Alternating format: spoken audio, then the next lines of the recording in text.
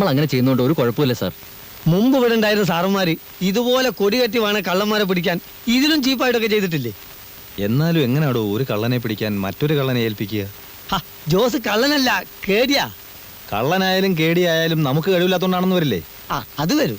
ഇതൊക്കെ ആരറിയാനാ സാർ? അവൻ എവിടെയാണെന്ന് ജോസ് കണ്ടുപിടിക്കട്ടെ. സ്ഥലം മനസ്സിലാക്കിയാ നമുക്ക് തന്നെ ചെന്നവനെ പൂട്ടാലോ. പേര് നമുക്ക് കിട്ടുകയും ചെയ്യും.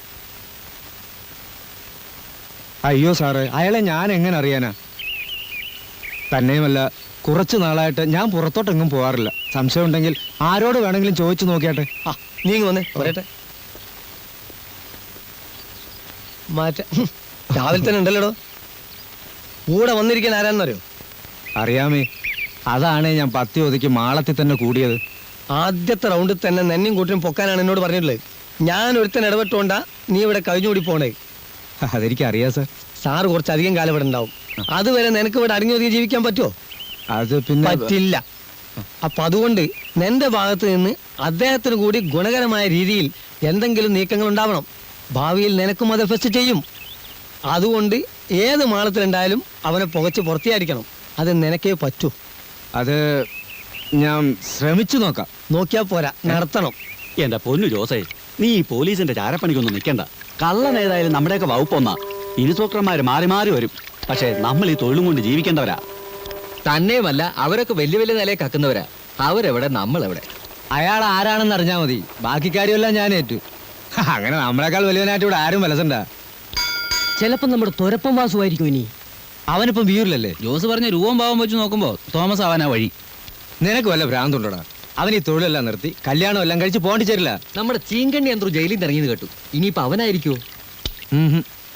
അവരെല്ലാം നമ്മുടെ പോലീസുകാർക്ക് നന്നായിട്ട് അറിയാം. അവരാരും ആകാൻ വഴിയില്ല. അതും ശരിയാ. അപ്പൊ ആള് തീർച്ചയായിട്ടും വരുത്തനായിരിക്കും. വല്ല ബോംബെന്നോ കൽക്കട്ടയെന്നോ. എന്തായാലും ഞാൻ റെയിൽവേ സ്റ്റേഷൻ വരെ ഒന്ന് പോവാം. അവിടെ ആർക്കെങ്കിലും എന്തെങ്കിലും അറിയാവോ നോക്കാം. ജമാലേ, പോയി അവിടെ നിന്നേടാ. നിന്നെ ഞാനിത് എവിടൊക്കെ തിരക്കി. നിന്റെ ഉമ്മാടി ചോദിച്ചപ്പോ നീ മാർക്കറ്റിൽ പോയിരിക്കാന്ന് പറഞ്ഞു. മാർക്കറ്റ് മുഴുവൻ മഷിയിട്ട് നോക്കി നിന്നെ കണ്ടില്ലല്ലോ. മാർക്കറ്റിൽ ഞാൻ നേരെ റേഷൻ പിടിയെ പോയി. നിങ്ങൾ എവിടെയാ? എന്നെ മനസ്സിലായില്ല? ഇല്ല.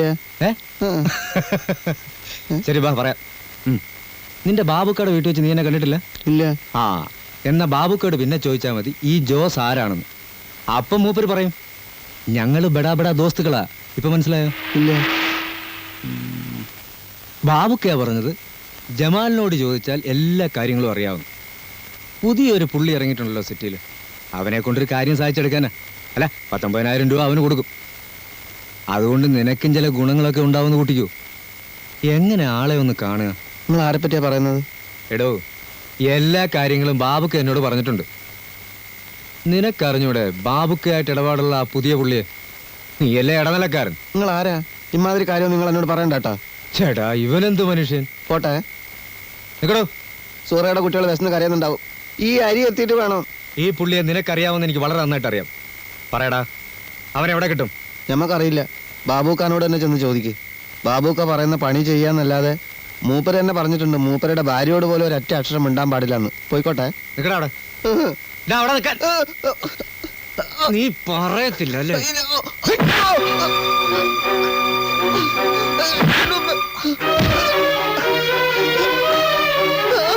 പറയടാ.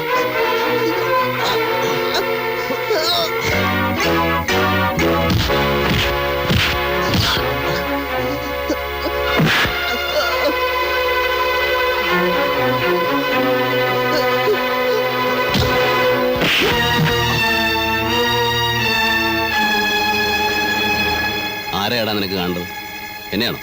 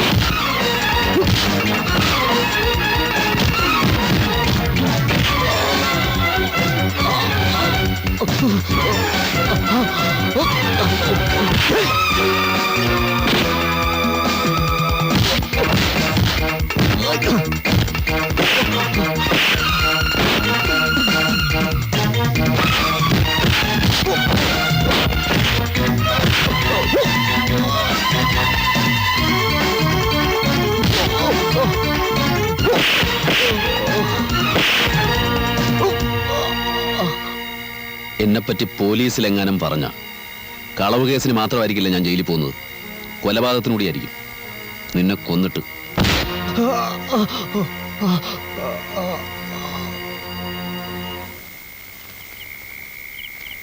പെങ്ങളാ, തല്ലുംപിടി ഉണ്ടായിന്ന് പറഞ്ഞാ ഉമ്മയും പെങ്ങളും വെറുതെ ബേജാറാവും. പോലെ ആളെയും കൂട്ടി വന്ന് ഇനിയും കുഴപ്പമുണ്ടാക്കുന്ന നമ്മളെ പേടി. ഇനി ഒരുത്തനും വരൂല. എവിടെയായിരുന്നടാ നീ? ചൂട്ട് കത്തിക്കാണ്ട് ഇരട്ടത്ത് വരാന്ന് പറഞ്ഞാ ഓന് തിരിയില്ല. വീണ്ടും മുറിഞ്ഞാ ഒന്നും പറ്റിയില്ല ഉമ്മ, ഇത് നമ്മളെ ദോസ്താ. ഉം. ഉണക്ക ചെമ്മീൻ ഉണ്ടെങ്കിൽ കുറച്ച് ചമ്മന്തി ഇറക്കി. ഒന്നും വേണ്ട, കഞ്ഞി കുടിക്കാൻ നിങ്ങളെയൊന്നും വിടൂല. ഇയാൾ ആരാ? ഞാനിവിടെ അടുത്ത് തന്നെയാണ് ഉമ്മ. അടുത്തെവിടെ? കുഞ്ഞിക്കണ്ണ മേസ്ത്രിയുടെ? അതല്ല, ജംഗ്ഷൻ കഴിഞ്ഞ് പോണം. എന്താ പണി? ഉമ്മ കഞ്ഞി ഉണ്ടാക്ക് വേഗം. ആ. മോനെ ഉറങ്ങിയില്ലേ? പെങ്ങളെ മൂത്ത മോനാ. കൂട്ടുകാരന്റെ പേരെന്താ? പേര് പപ്പൻ. മോൻ പോയി ഉറങ്ങിക്കോ, കഞ്ഞിയാവുമ്പോ വിളിക്കാം. ഇപ്പോഴെങ്കിലും പേരറിഞ്ഞല്ല. പെങ്ങളുടെ ഭർത്താവ് ഇവിടെ ഇല്ലേ? മൂപ്പര് കുവൈത്തിലാ. ഓഹോ. അവിടെ വലിയ എണ്ണ കമ്പനിയൊക്കെ ഉള്ള ആളാ. ആ. അറബി. നല്ല മനുഷ്യനാട്ടോ. ഒറ്റ കുഴപ്പമുള്ളൂ, മൂപ്പരെ ഭാഷ ഒരു പിടിയും കിട്ടൂല. ഓല നാട്ടിലൊക്കെ പെണ്ണുങ്ങൾക്ക് ഇങ്ങോട്ടാണല്ലോ പൈസ. സൂറക്ക് നിക്കാൻ്റെ അന്ന് 5000 റുപ്യ കൊടുത്തു. അതുകൊണ്ട് ഈ വീടൊക്കെ ഒന്ന് നന്നാക്കി. ഇപ്പൊ പൈസ ഒന്നും വെച്ചിടാറില്ലേ? വരുമ്പോഴേ തരൂ. മൂപ്പര് ഹോട്ടലിൽ മുറിയെടുത്തിട്ട് സോറേനെ അങ്ങോട്ട് വിളിക്കുക ചെയ്യുക. ഞമ്മക്ക് ലുങ്കി ഉടുപ്പും ചായൻ്റെ പൈസയൊക്കെ തരും. അവസാനം വന്നു പോയിട്ടിപ്പോൾ 1.5 കൊല്ലായി. ഒരു വിവരമില്ല. നല്ല മനുഷ്യനാട്ടോ. നിങ്ങൾക്ക് നമ്മളെ ബാപ്പാനെ അറിയാം? ഇല്ലല്ലോ. ബാബുഖാന്റെ ഡ്രൈവറായിരുന്നു. ഒരു ദിവസം ബാബുഖാന്റെ കൂടെ മംഗലാപുരത്ത് പോയതാ. കാർ അപകടത്തിൽ മയ്യത്തായി എന്നാ പറയുന്നത്. അവിടെ തന്നെയുള്ള ഏതോ പള്ളിപ്പറമ്പിൽ കബറടക്കി.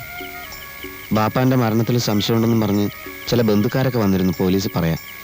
ബാബുക്ക പറഞ്ഞു ഒന്നും വേണ്ടെന്ന്. നിങ്ങളെ അച്ഛനും അമ്മയൊക്കെ എവിടെയാ? അവരൊക്കെ കുറെ ദൂരത്താ.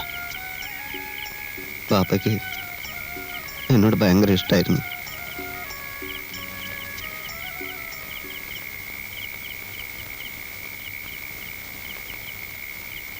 അയ്യോ, ഇതെന്ത് പറ്റി? ഒന്നുമില്ല, പിടിവലി പറ്റിയതായിരിക്കും.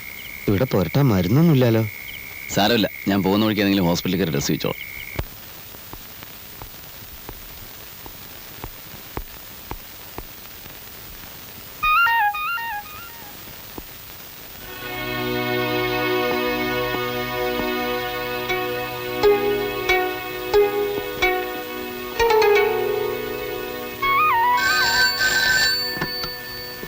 ഹലോ. യെസ്. എപ്പോ?